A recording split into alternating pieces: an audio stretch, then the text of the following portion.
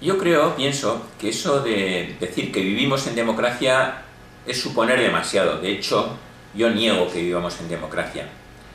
Lo que también me parece que es muy difícil de explicarlo brevemente en el espacio de tiempo, en el lapso de tiempo que tenemos en esta entrevista.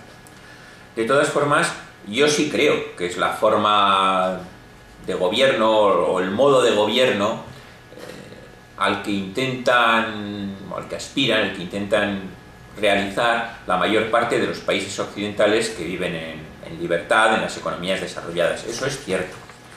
Lo que pasa es que la democracia no es exactamente una forma de gobierno, es un modo de gobernar, es un modo de organizar sobre todo las sociedades humanas, más que de gobernar.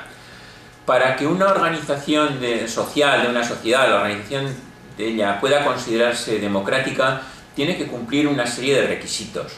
No basta con que tenga elecciones, no basta con que tenga unas votaciones de vez en cuando. Hay unos elementos que son más básicos todavía, que están por debajo, vamos a decir, que esas manifestaciones puramente formales. Y ahí es donde se produce esa relación tan íntima que existe, en mi opinión, entre democracia y soberanía. ¿Por qué? Porque no puede haber democracia en una situación en la que un sujeto político que se considera como tal, que ejerce de hecho por características objetivas, por un lado, porque se dan las condiciones de que tiene una lengua, unas formas de cultura social y cultura política, todo eso es algo que es absolutamente necesario para que sea una sociedad, un pueblo. Hace falta además el que se autorreconozca, que tenga conciencia de lo mismo.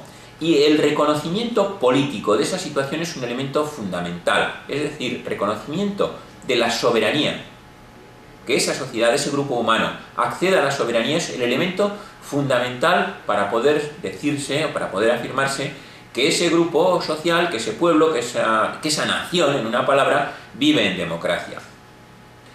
Entonces, la soberanía es un requisito fundamental. Por eso, el derecho a la libre disposición para la constitución de un Estado propio, que es un derecho reconocido por Naciones Unidas, yo considero, y hay muchos que consideramos, que es el primero de los derechos humanos, porque es sobre el que reposa la garantía del cumplimiento del resto.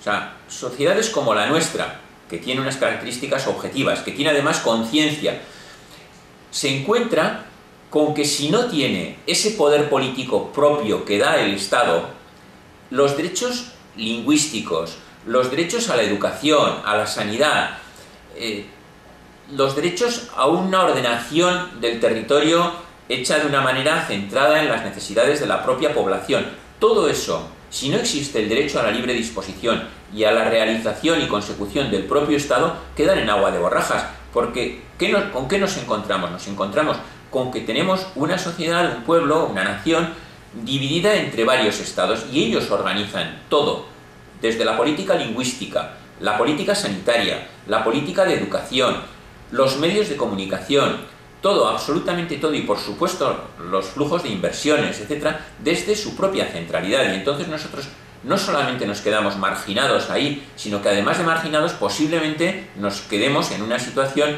pues en la que se nos detraen fondos y quedamos pues fuera de juego, es decir, no tenemos capacidad de plantear las bases de lo que sería nuestro desarrollo.